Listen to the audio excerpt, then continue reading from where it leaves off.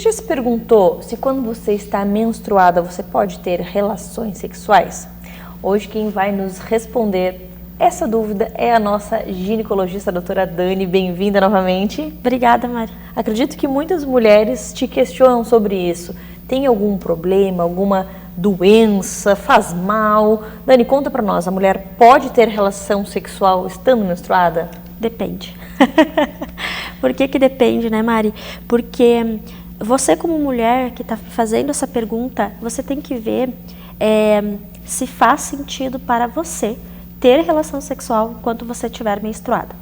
Do ponto de vista médico, não tem nenhuma contraindicação. Sim, pode ter relação sexual, sim. Agora, de acordo com a tua religião, com o teu estilo de vida, com a tua ideologia, faz sentido para você ter relação sexual? Então, em primeiro lugar, tem que vir a gente, tem que vir as nossas decisões, o que é importante pra gente, tá? Mas, a gente voltando também, né, pro meio médico bem tradicional, tem até algumas mulheres que se beneficiam tendo relação sexual quando elas estão menstruadas. Por quê? Pela própria excitação, que tem contração uterina, contração das paredes vaginais também, tem um relaxamento da musculatura pélvica com excitação e orgasmo. Tem algumas mulheres que têm menos cólica durante a menstruação, tá? Então, tem mulheres que se beneficiam sim. Tem mulheres que têm desconforto, que têm dor na relação. E como na menstruação esse canal vaginal está mais lubrificado por causa do sangue, né? Então, o sangue também pode contribuir para a lubrificação. Tem mulheres que preferem ter relação sexual enquanto estão menstruadas. Sem dizer que tem mulheres que têm mais facilidade de ter orgasmo nessa fase, que tem mulheres que têm mais sensibilidade, têm mais prazer, né? Então, para a gente responder isso, a gente tem que colocar em primeiro lugar sempre essa mulher, que, claro, é meu público, né? Eu como ginecologista, e a gente tem que pensar sempre nas parcerias dessa mulher, né? Para as parcerias dessa mulher, essas pessoas também se sentem confortáveis em ter relação sexual com alguém que está menstruado, né? Com alguém que está menstruada. Então, isso também é importante, porque às vezes você, como mulher, não tem nenhum problema em ter relação sexual menstruada, mas a tua parceria, o teu parceiro, parceira, parcerias, não gostam. Então, a gente também, quando a gente se relaciona com alguém, a gente também tem que pensar no bem-estar dessa outra pessoa. Então, quando a gente pensa no ponto de vista médico, não vai trazer nenhuma doença, não tem essa questão, não faz mal, então é algo mais do casal ali decidir e ver o que faz sentido para eles ou não. Sim, tem uma coisa bem importante, tá, Mari? O que a gente tem que pensar em doenças, na verdade, não é uma contraindicação, que não é que não pode ter relação menstruada. Porém, quando se tem relação menstruada, é importante o uso de preservativo, né? Porque também se fala muito que menstruada, essa mulher não pode engravidar, que isso também não é bem assim, é um outro capítulo aqui do nosso programa, mas aí tem muita gente que não usa preservativo porque está menstruada, pensando que não vai engravidar. Porém, quando a mulher está menstruada, ela tem maior contato ali de secreção de sangue com essa outra pessoa, e isso pode sim aumentar a probabilidade de contágio de infecções sexualmente transmissíveis, HIV, hepatite B, hepatite C, sífilis, clamídia, gonorreia, né? Então a gente tem que lembrar que não existe uma contraindicação para ter relação sexual menstruada, porém é mais fácil a transmissão de doenças sexualmente transmissíveis. Então um alerta aí para uso de preservativo nesses momentos. Dani, obrigada pelas informações. Agora acho que a gente respondeu a pergunta das tuas pacientes e de muitas mulheres que têm essa dúvida, né? Então acho que fica muito a critério de cada um, mas lembrando sempre que o cuidado ele vem em primeiro lugar, não só pensando aí numa gestação, mas em saúde, transmissão de doenças, que a gente sabe que quanto mais vai passando o tempo, mais essas doenças elas vão se espalhando, né, Dani? Tem que vir sempre para avaliação, tem que vir sempre para consulta, para receber orientações e ser avaliada, né? É verdade, porque esse tipo de dúvida é algo que se a paciente frequenta de forma certinha um ginecologista, ela já pode tirar essa dúvida diretamente com o profissional e não ficar lá buscando informações com a vizinha, com a amiga, né, Dani? Ela pode tirar essa dúvida direto com o profissional. Eu acho que quando a gente escolhe uma ginecologista para chamar minha ginecologista, a gente tem que ter toda essa liberdade. Olha, eu gostaria de fazer tal coisa, eu posso, faz bem, não faz. Essa relação, ela precisa ser muito sincera. Ah, troquei de parceiro, porque às vezes a gente pensa, não, Não tem como eu ter pego uma doença, ela trocou de parceiro, não contou. Então, coisas que precisa ter uma intimidade com a médica para que tu consiga também orientar. Que isso são 3 assuntos muito polêmicos e muito tabus, né? Menstruação ainda é um assunto que é muito tabu. Infecções sexualmente transmissíveis e sexualidade. Então, eu acredito que dentro da ginecologia, né, esses 3 assuntos são os assuntos que envolvem mais tabu, mais mito, mais falta de conhecimento, vergonha. Então, imagina, a gente reuniu aqui em alguns minutos 3 maiores assuntos que são tabu dentro da ginecologia. Olha o quanto de informação a gente tem para ser trazida aqui. É verdade. Dani, obrigada. Obrigada por a você. Contribuir com tanta informação, com tanto conhecimento, e até a próxima. Até a próxima.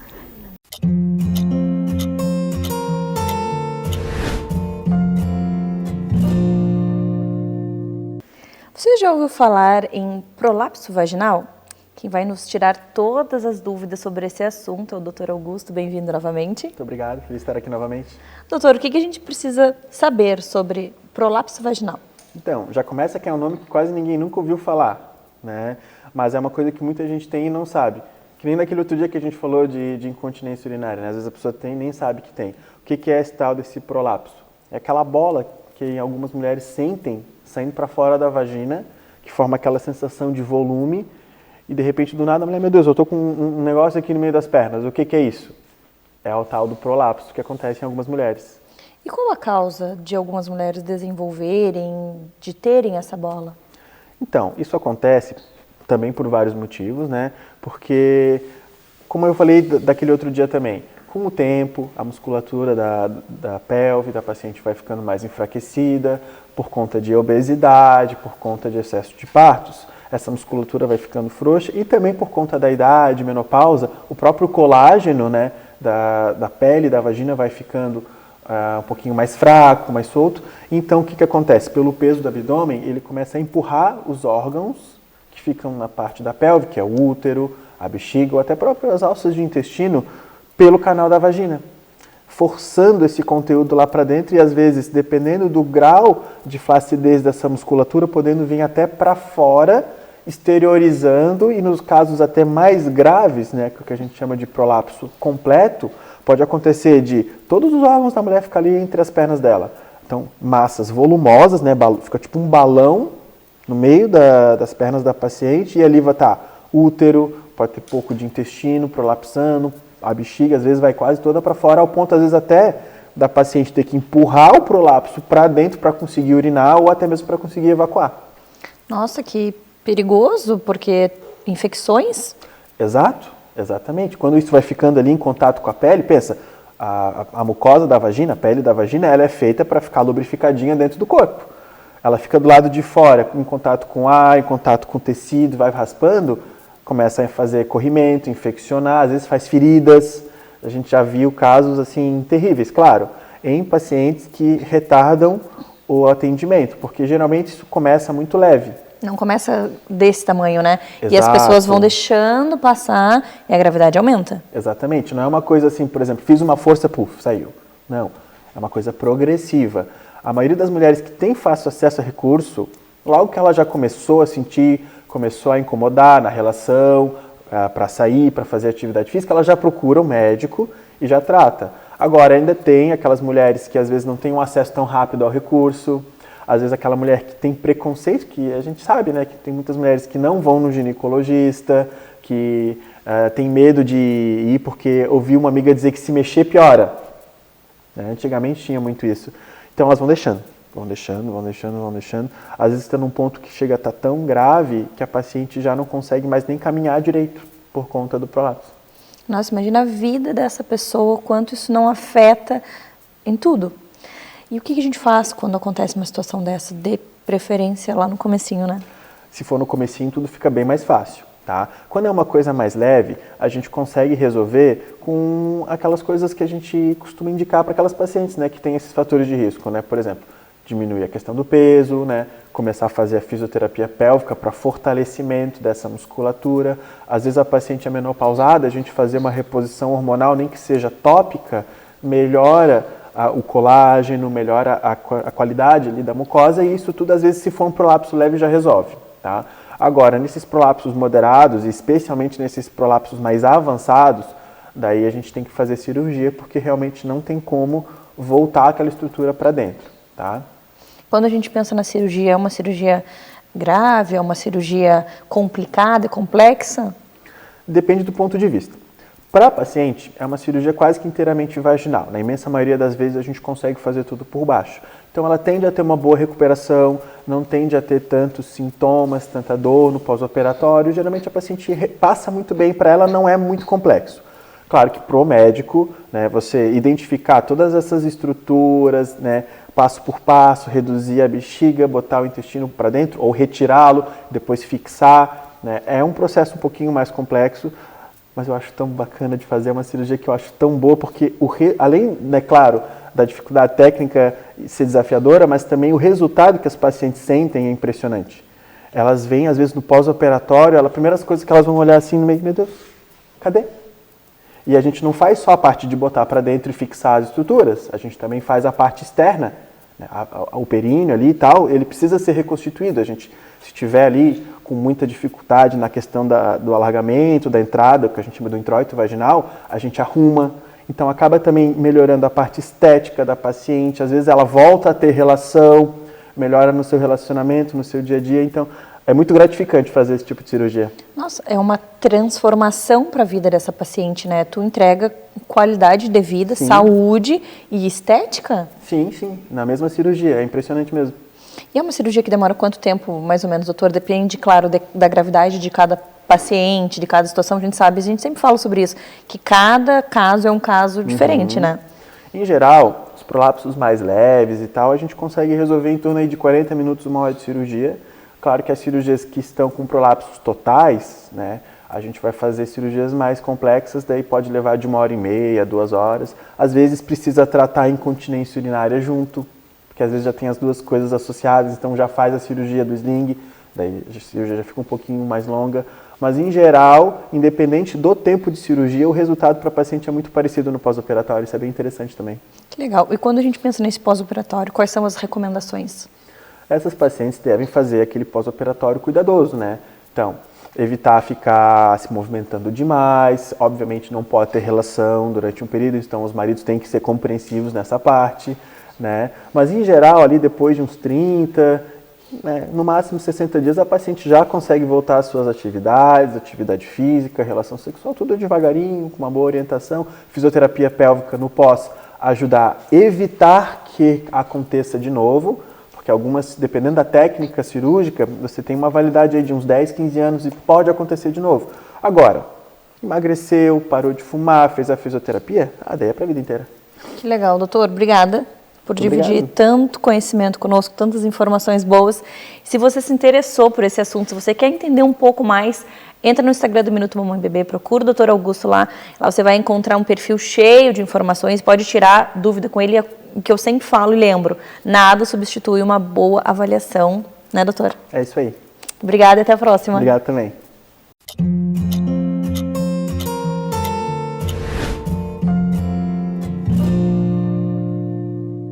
A música e o desenvolvimento infantil. Será que tem alguma relação? Hoje eu trouxe aqui o professor Rodrigo para falar justamente sobre isso. Bem-vindo ao Minuto Mamãe Bebê. Obrigado.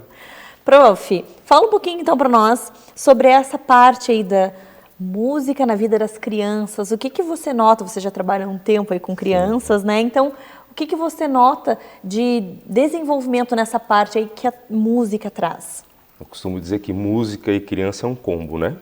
E a gente percebe o quanto a criança se desenvolve através da música, nas suas expressões, nas suas falas. Isso é muito importante. E criança adora música. É muito fácil para a criança se adequar às canções. Por mais que muitas vezes elas não conheçam muito das letras, das músicas, elas começam a se desenvolver através daquilo ali e criam um universo. Música para a criança é um universo. É contação de história e a criança gosta e tem que deixar fluir. E daí muitas vezes a criança chega para uma aula de canto e ela não sabe ler ainda. E se ela aprender a ler, ela vai conseguir acompanhar mais a aula. Então, isso desperta uma curiosidade a mais e faz com que esse processo de alfabetização, muitas vezes, seja até mais rápido. Exatamente. Eu trabalho com crianças ali a partir dos 4, 5 anos de idade. Um pouquinho mais elas irão entrar no processo de alfabetização, né? Mas à medida que a gente já percebe essa curiosidade de se despertar em querer cantar as canções de maneira clara, do jeitinho delas, a gente também já começa a introduzir as letras. Então, trabalho com as folhinhas, dou na mão delas para elas pegarem. A gente vai para o quadro também fazer trabalhinho silábico com elas. Então, tudo isso ajuda nesse processo de alfabetização da criança. Quando a gente vê, elas já estão com a folha e já estão lendo. Sensacional. E quando a gente pensa aí na música, concentração, o que mais que a gente pode falar sobre os benefícios que a música traz para a vida de uma criança? Olha, a gente sabe que as crianças, elas são têm muita energia. Né? Elas não param, né? Muitas delas. E a música traz isso para elas também, né? Como nós temos uma diversidade de estilos musicais, a gente consegue trabalhar com esse processo enérgico da criança alinhado com a música. Então a criança que tem muita energia, muitas músicas animadas, músicas para cima, e também tem aquelas canções mais tranquilas, que a gente vai despertando e desenvolvimento mais o processo de concentração nelas, porque o processo de retenção de uma criança numa aula de canto, ele dura em torno ali de 15, 20 minutos. Depois elas querem fazer qualquer outra coisa. E a gente precisa utilizar esses 15, 20 minutos de maneira de muita qualidade.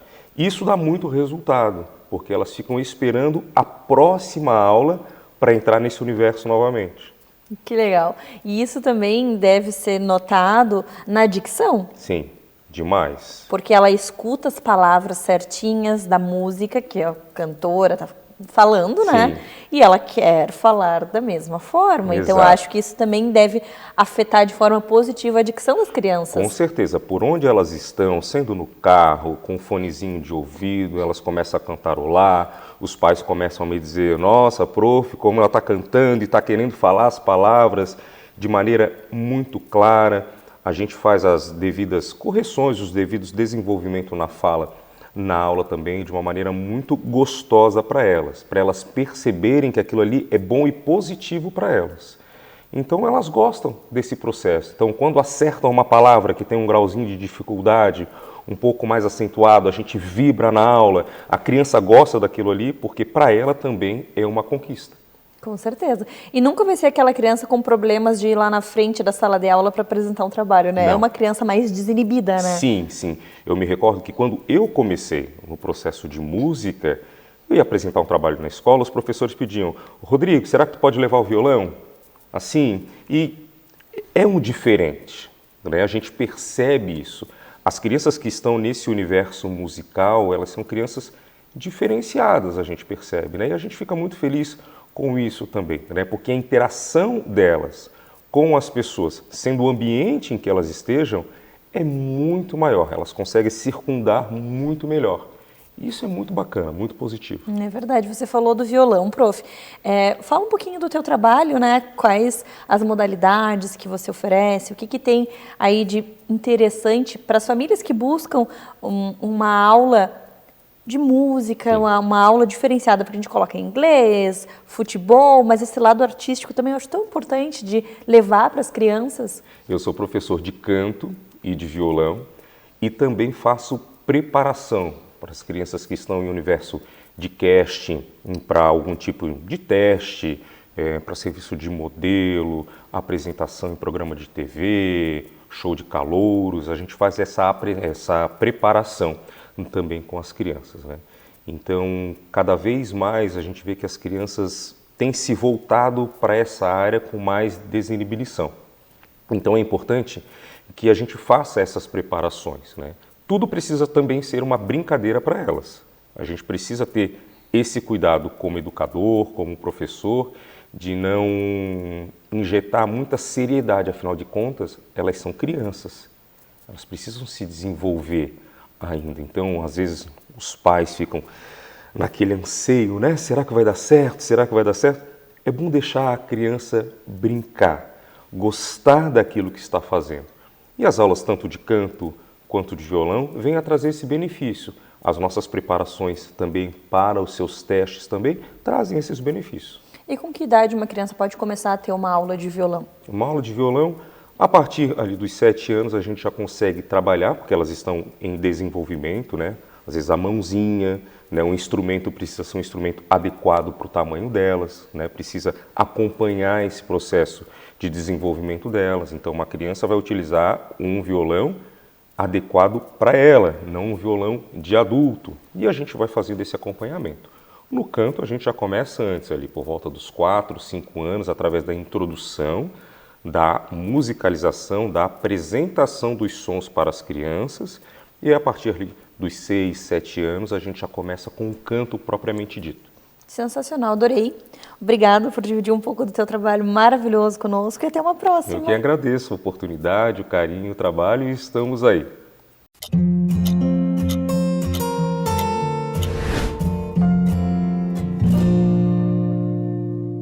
Medicina integrativa e os fitocannabinoides. O que a gente precisa entender, conhecer e abordar nesse assunto, nesse universo? Óbvio que a doutora Ana vai nos trazer todas as informações sobre esse tema. Bem-vinda novamente. Obrigada, é sempre um prazer estar aqui com você. Prazer imenso te receber e sempre aprender com você. E hoje esse tema tão importante. Sim. O que a gente pode falar sobre esse assunto? Então, quando a gente fala sobre medicina integrativa, a gente fala sobre integrar o ser humano, né? Então, a gente vê toda a abordagem relacionada à vida desse ser humano. Com o sistema endocannabinoide, é a mesma coisa. A gente fala sobre um sistema que integra o ser humano de uma forma que ele modula, né, vários outros sistemas. Então, modula sono, modula humor, modula apetite, cognição. Então, ele tem vários receptores no nosso organismo que, quando está em equilíbrio, promove, né, todo esse bem-estar na nossa vida.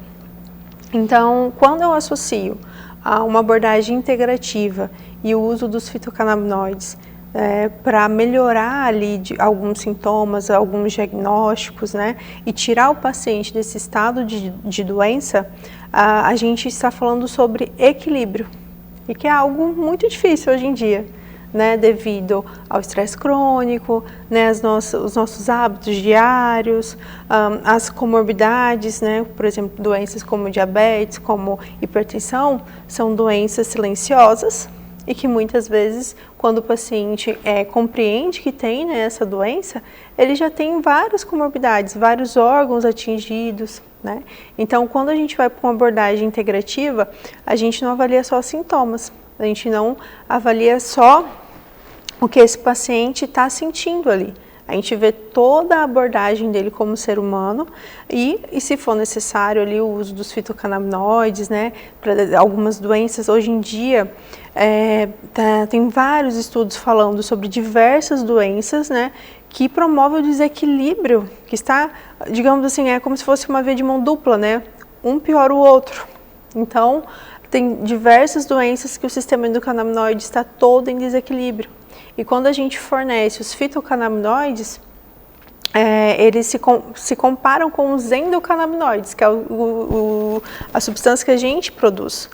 E a gente consegue ali melhorar toda essa parte e manter um equilíbrio no corpo, né? Manter um equilíbrio relacionado a essas doenças, diminuindo os sinais e sintomas. E junto com a medicina integrativa, a gente vai fazer o quê? Mudança do estilo de vida, a gente vai fazer mudança de hábito, que é a principal causa, digamos assim, de doença, né? Se você tem hábitos ruins, provavelmente o seu corpo vai responder de uma forma ruim. Então, quando a gente associa tudo isso, né, e começa a fazer um acompanhamento, começa a construir saúde e não apenas sanar sintomas, né, não apenas dar uma medicação que vai abafar ali, mas que você não vai trazer um real resultado e não vai compreender a real causa por trás de toda a situação que está promovendo doença para o paciente, não adianta. Então, a gente pode associar a medicina integrativa com os fitocannabinoides, que a medicina integrativa em si utiliza, né, medidas menos invasivas. Então, os fitocannabinoides entram nessas medidas porque tem poucos efeitos adversos. Então, geralmente, quando a gente opta por uma abordagem integrativa, é sempre a abordagem que traz menos malefício para o paciente. Então, nós temos arsenais relacionados, né, à parte mais natural, né? Então, ervas, alguns substratos que vão promover saúde sem tantos efeitos adversos. Então, a gente consegue alterar ali a questão da inflamação crônica, né, até mesmo a frequência, né, da célula, que isso é algo muito interessante que tem sido muito estudado.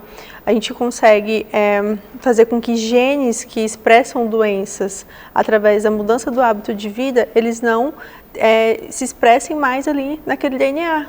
Então, como o câncer também, né, que está intimamente ligado à parte genética e principalmente a parte de estilo de vida, que são seus hábitos diários, que vão desencadear ali, fazendo com que esses genes sejam expressos. Então, é muito interessante quando a gente entende que o hábito de vida, que a forma que você pensa, que as suas escolhas diárias estão intimamente relacionadas às suas doenças, né? Se você já tem diagnóstico de alguma doença, observe a forma que você vive.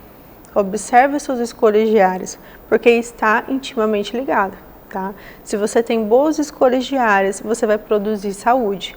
Se você tem faz más escolhas, consequentemente você vai produzir doença.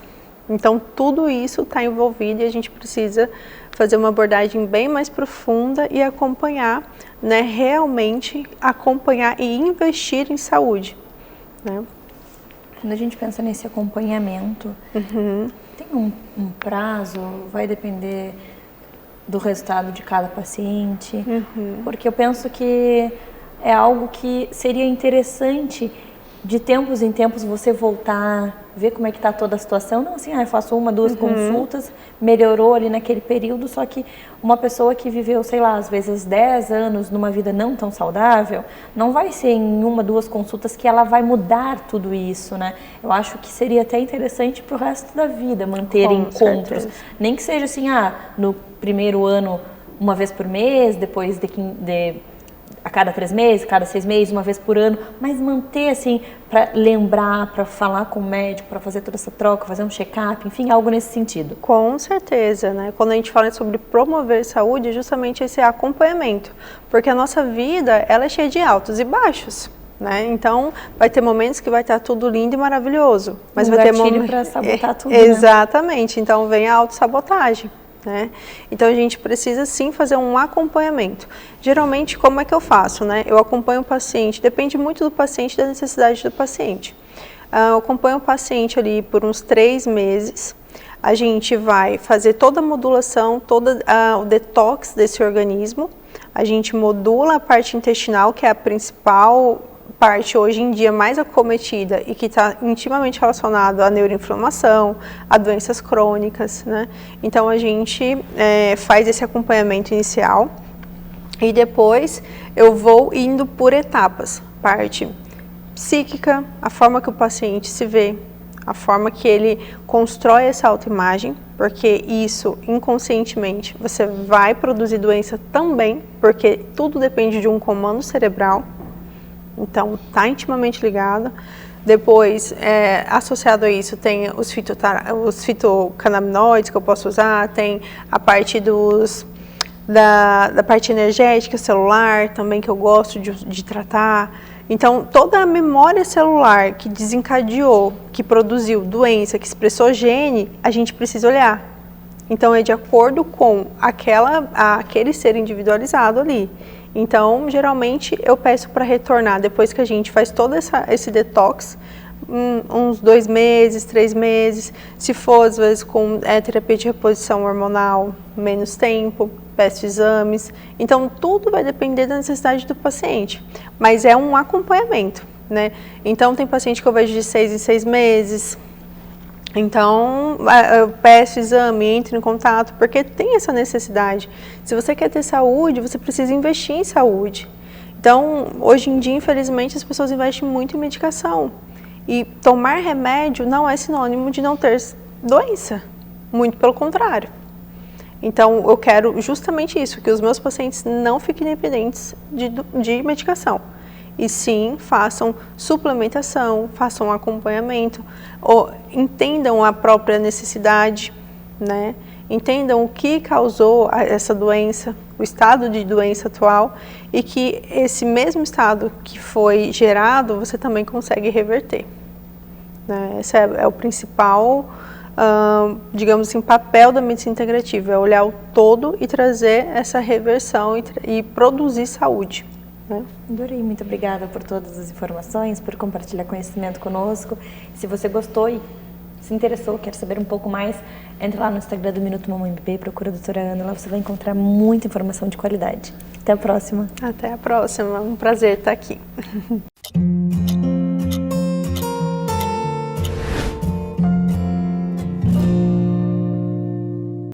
Vamos falar sobre check-up cardiológico com a nossa cardiologista, doutora Camila. Doutora, bem-vinda novamente. Conta para nós o que é esse check-up cardiológico.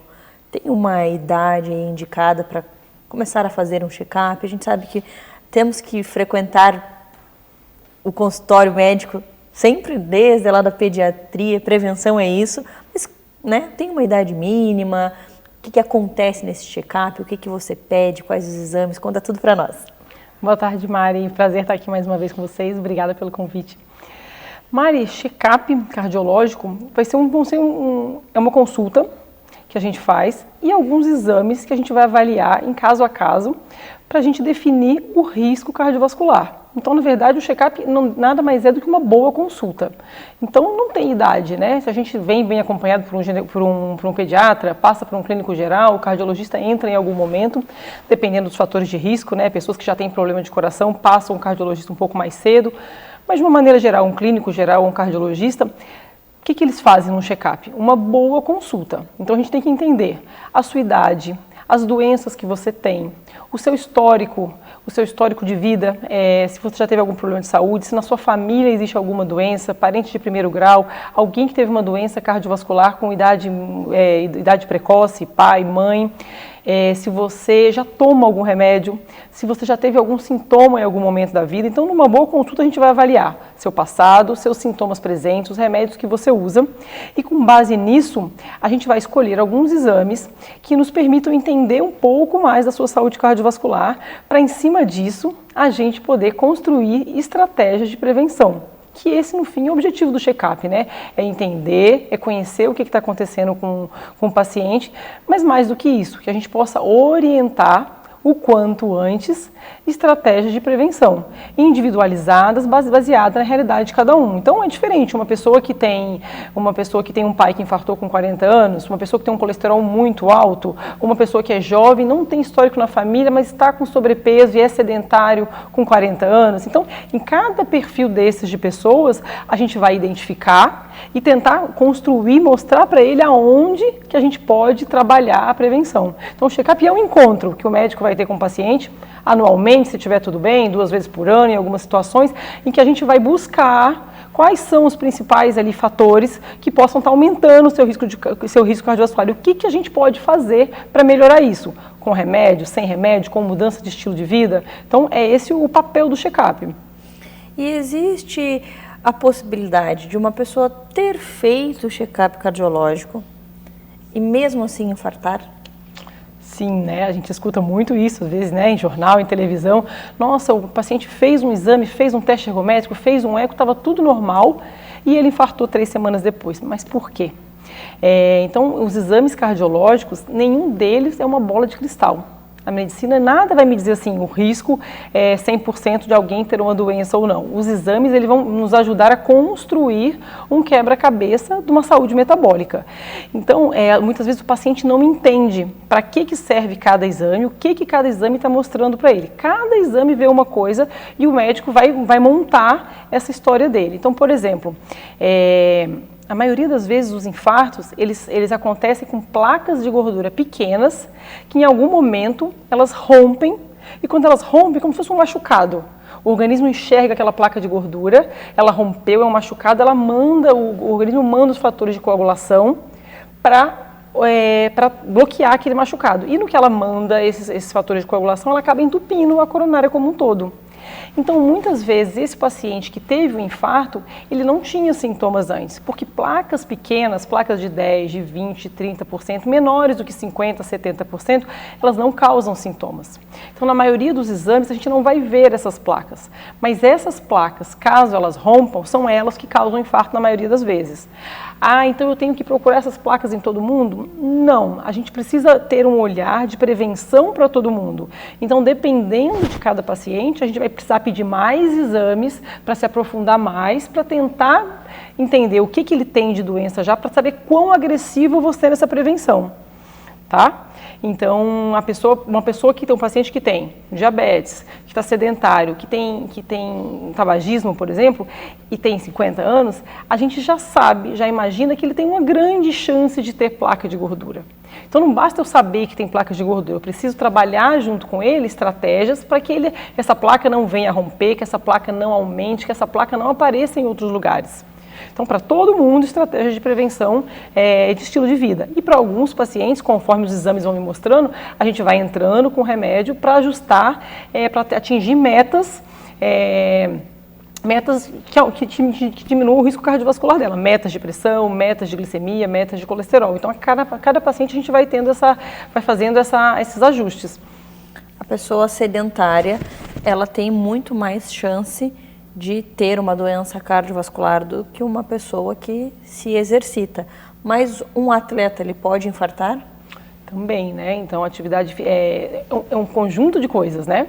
Então, não é só atividade física que conta nisso tudo. Então, a gente tem uma genética que a gente carrega, a gente tem todo um estilo de vida ao longo, né, da nossa vida, desde ali da infância e da adolescência até a vida adulta. Então, mesmo a pessoa sendo atleta, mesmo competindo, mesmo tendo alta performance, ela pode ter chances de ter, ao longo da vida, surgimento de placas de gordura. Então, não é incomum a gente ver realmente atletas com problemas de coração, atletas com problemas de válvulas, que a gente viu recentemente, ou com infarto. Então, nada é uma garantia de que a gente não tenha problema de coração. A gente tem que buscar cada vez mais fatores para que a gente não tenha, como o bilhete da loteria. Se a gente pode, quanto mais bilhetes você tiver, quanto mais mais números você tiver, mais chance você ser sorteado. Então, a gente vai trabalhando nas chances, na probabilidade, né? É uma ciência de probabilidades.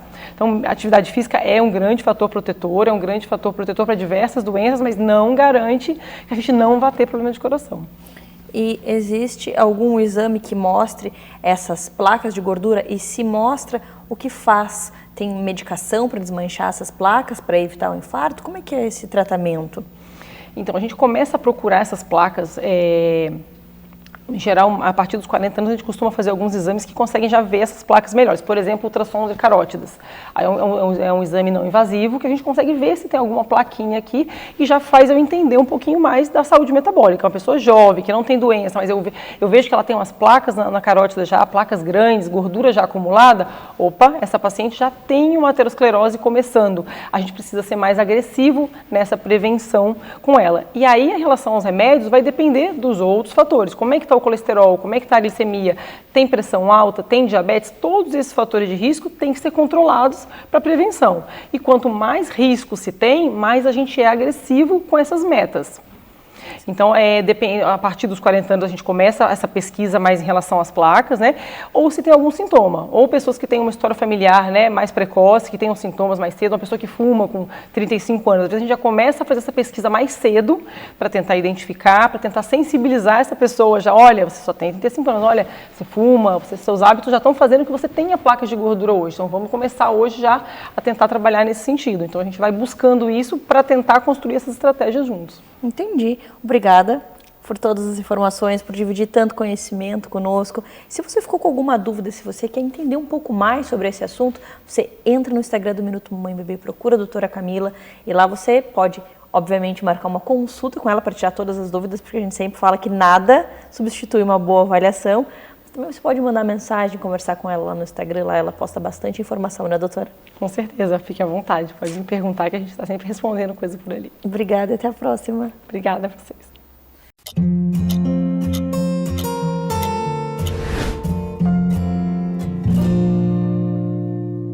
Vamos falar agora sobre má formação congênita, entender tudo sobre esse assunto com a nossa cirurgia pediátrica, doutora Ana Laura. Bem-vinda novamente. Muito obrigada pelo convite, Mari.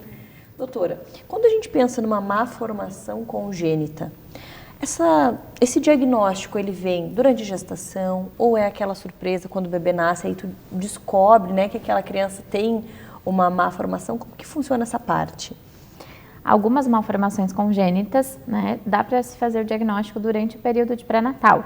Então, por exemplo, a gastrosquise, um falocele, né, que são defeitos de fechamento ali da parede da barriga, em que o intestino ou outros órgãos, como o fígado, nascem para fora ali do abdômen. Esses são defeitos que a gente já pode fazer o diagnóstico ainda durante a gravidez.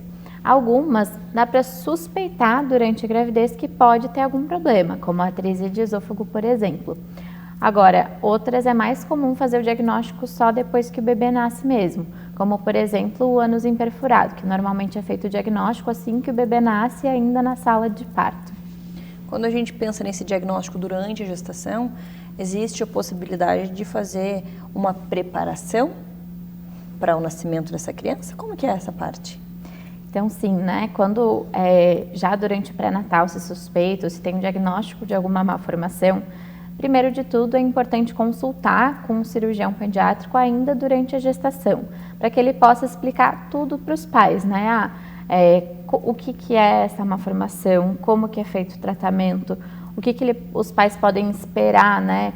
Logo que o bebê nasce, então, vai nascer, vai direto para a sala de cirurgia, ou não, o bebê vai nascer, a gente precisa estabilizar o bebê para que a cirurgia vai ser programada depois que o bebê estiver estável, então com uns 2, 3 dias de vida, né? Para que os pais possam também se programar, né?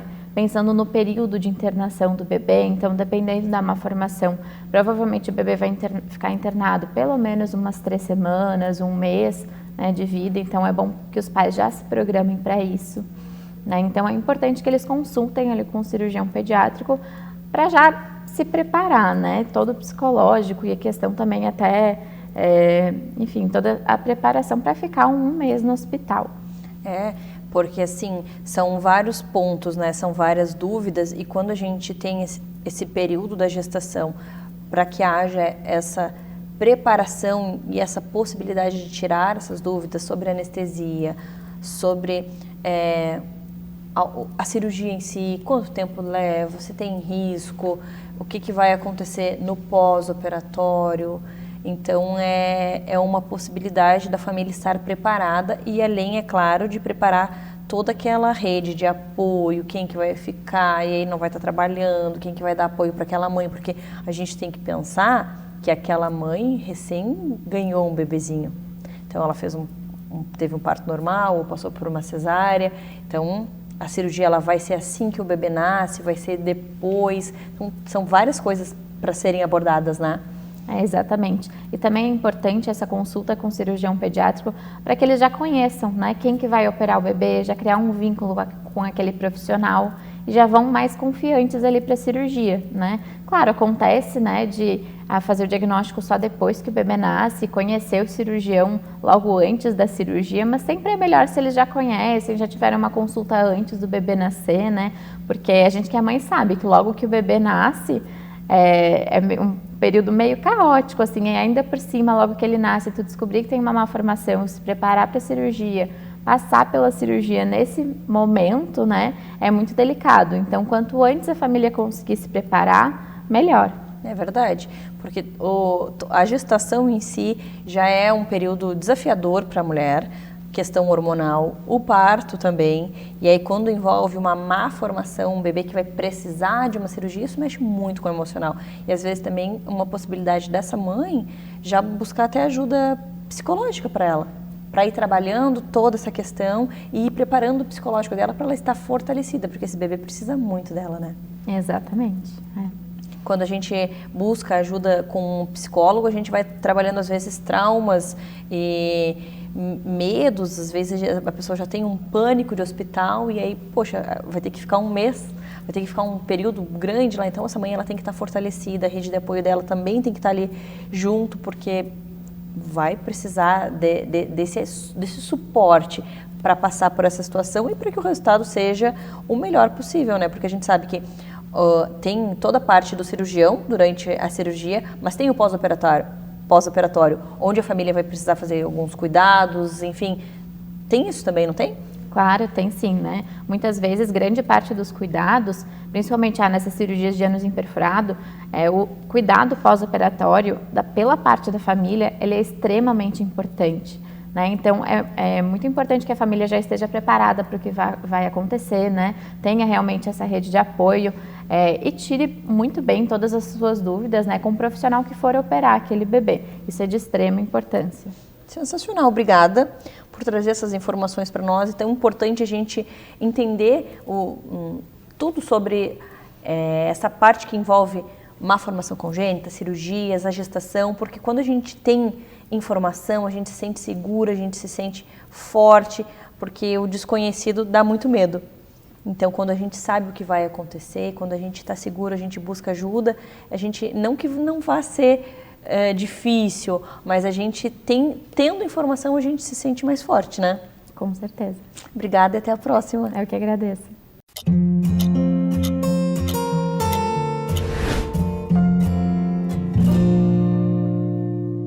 Histeroscopia. Tem muitas dúvidas e muita informação sobre esse tema, então óbvio que eu trouxe o nosso ginecologista para nos ajudar a entender um pouco mais sobre esse assunto. Bem-vindo novamente. Obrigado, Mariana. Então é um assunto que muitas pessoas querem entender porque é uma cirurgia recorrente, é uma situação recorrente. Então, o que é? Vamos lá, então. Realmente, né, cada vez mais se lança a mão da histeroscopia, por ela ser tanto um exame, né, que serve para um diagnóstico, como uma cirurgia para se realizar o tratamento de algumas patologias da parte interna do útero. Eu gosto muito de comparar ela com a endoscopia digestiva alta, que a gente, com uma câmera, olha por dentro do estômago, e com uma colonoscopia, que com uma câmera se olha por dentro do intestino. E a histeroscopia, uma câmera por via vaginal, se entra pelo colo do útero, não tem corte, não tem cicatriz, a gente visualiza a parte interna do útero, que é o endométrio. Doutor, e quando que é indicado fazer esse procedimento? Quais as indicações? Quando que a mulher precisa passar por esse procedimento? Então, existem várias indicações para se investigar patologias da cavidade endometrial, da cavidade uterina, da parte interna do útero, que é o endométrio. As principais são os pólipos e os miomas, né? Mas é indicado para paciente que tem sangramento menstrual muito irregular ou que o endométrio está muito espessado, né? Essa parte interna que a mulher menstrua todo mês. Em alguns casos, especialmente pós-menopausa, há um risco aumentado de câncer de endométrio quando ele está muito espessado. Então, se faz um inventário dessa cavidade, se olha o endométrio e já se faz uma biópsia. Então, essas são algumas das principais indicações, né? E, claro, quando a gente visualiza o pólipo no procedimento ou o mioma, ele já é retirado cirurgicamente no mesmo momento, né?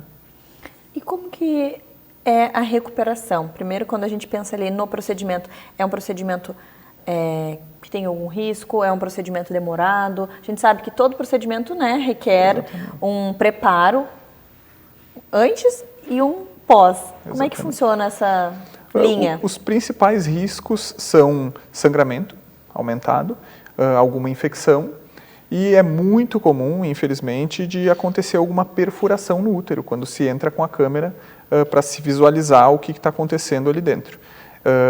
E normalmente não se precisa fazer algum procedimento complementar quando ocorre essa perfuração, né? A gente apenas observa, a paciente muitas vezes é mantida internada por um dia e se ela ficar bem, recebe alta, né?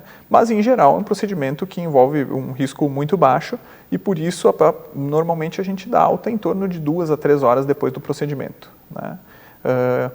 Em alguns locais, que não aqui em Florianópolis, ele até mesmo é feito em consultório. Mas devido à dor e ao desconforto que ele causa na paciente, em geral aqui eu recomendo sempre que se faça com uma anestesia geral, né? Precisa de um preparo antes do procedimento e depois do procedimento? O que é recomendado? Em geral, os preparos pré-operatórios normais, né, a consulta pré-anestésica, exames pré-operatórios, o jejum de 8 horas e não é recomendado se realizar o procedimento com a paciente menstruada, né, a não ser que venha com sangramento persistente, sem nenhum controle, sim, se faz da mesma forma. Mas, em princípio, é um pré-operatório normal.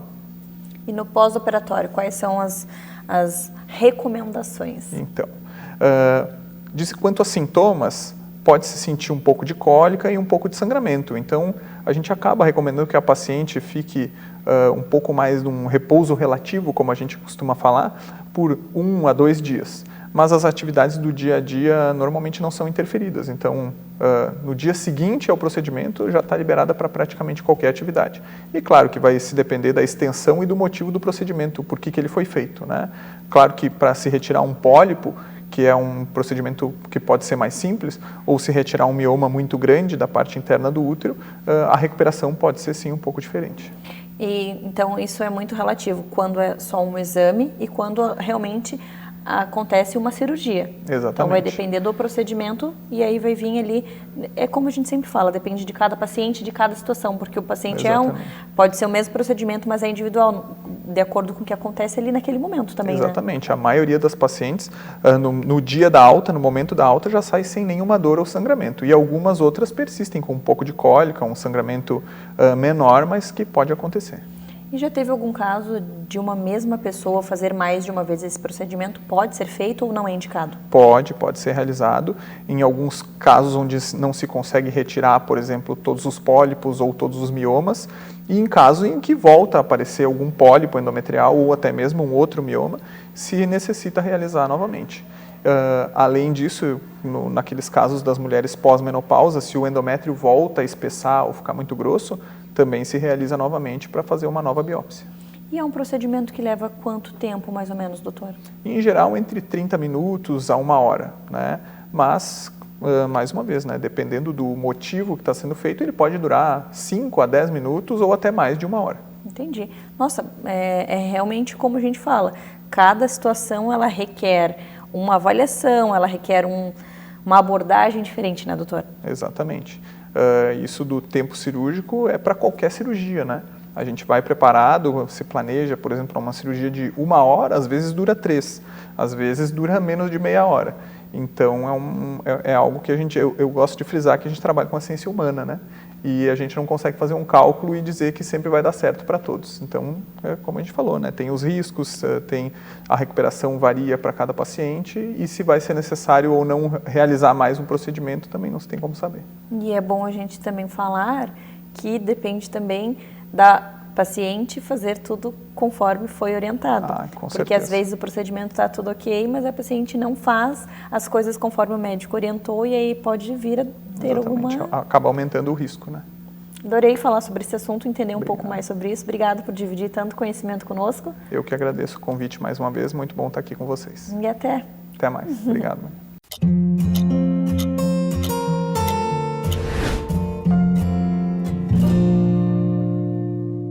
O nosso assunto de hoje é esporte na infância e crescimento. E quem vai nos tirar todas as dúvidas sobre esse assunto é a nossa endocrinologista pediátrica, a doutora Lide. Bem-vinda novamente. Oi, Mari, tudo bem, pessoal? Lide, o que a gente precisa entender sobre esse assunto? Quando a gente pensa aí no esporte, tem algum esporte que ajuda nesse processo de crescimento? Se você fizer tal esporte, você vai crescer mais. Como é que funciona essa relação? Essa é uma dúvida super frequente dos pais, né? Principalmente daquelas crianças que não são tão altas, que às vezes vêm no consultório, eu quero que meu filho cresça mais, posso botar na natação, né, no basquete, será que vai crescer mais? Então, assim, vamos primeiro falar bem do esporte, né? O esporte é essencial para a criança. Toda atividade física é importante, mas o esporte em si vai estimular, além dos hábitos saudáveis de vida, a socialização da criança, né, a interação com outros. Então, o esporte é importante a gente incentivar desde a criança pequena. A criança, até os 3 aninhos, a gente orienta muito a fazer atividade física, brincar, correr, mas a partir dos 3 anos, a gente já pode orientar uma criança. A gente tem balé, dança, treinos de luta como judô, né, taekwondo, natação. Então, a gente já pode inserir a criança desde os 3 anos, desde até menor, né? Em alguns locais a gente consegue. Então, incentivar o esporte na vida da criança. Agora, questão assim, se o esporte vai fazer a criança crescer mais ou não, né? Na verdade, toda criança tem o seu potencial genético de crescimento. Isso vai ser herdado dos seus pais. né? E a gente tem uma faixazinha em que nossos hábitos saudáveis de vida vão interferir. Então, assim, 10% da altura da criança, de 10 a 15, podem ter influência dos fatores ambientais. E esses fatores ambientais são boa alimentação, bom sono e atividade física. Então, o esporte vai entrar aqui. Então, aquela criança que foi sempre sedentária, ela vai ter uma perda, vai perder um pouquinho, uns centímetros ali, né? E aquela criança que sempre foi bem ativa, ela pode ter um certo ganho, né? Dentro do seu potencial genético. Obviamente, se o seu potencial genético é de 1,75, ele não vai ter 1,90 só porque ele fez atividade física. Mas ele, de repente, pode chegar a 1,80, por exemplo, né? Dentro do seu potencial genético. Então, atividade física é legal? Sim. Agora, tem um esporte melhor?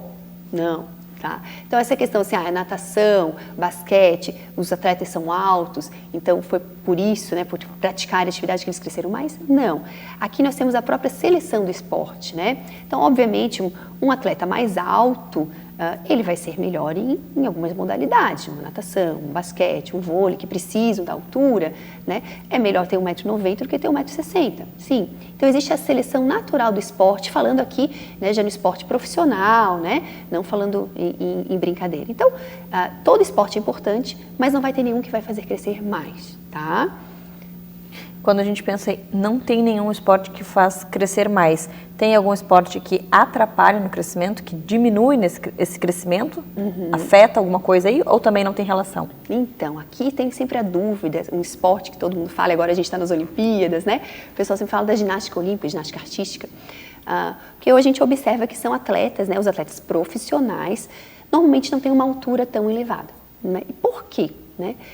O fator principal, gente, novamente, é a seleção do esporte. Porque se a gente pensar, é mais fácil um atleta, né, fazer aquelas acrobacias tendo uma altura um pouco menor. Então, o esporte, ele vai selecionar os mais baixos. Não aquele esporte amador, aquela criança que faz 2, 3 vezes a ginástica na semana, 1 horinha. E esse não é um atleta profissional, né? Não, e não vai ter nenhuma diferença se ele é mais ou menos alto. Mas aquele que vai ser profissional vai ter uma vantagem, aquele que não é tão alto, tá? Tem um segundo ponto aqui na ginástica artística que os estudos têm demonstrado o quê?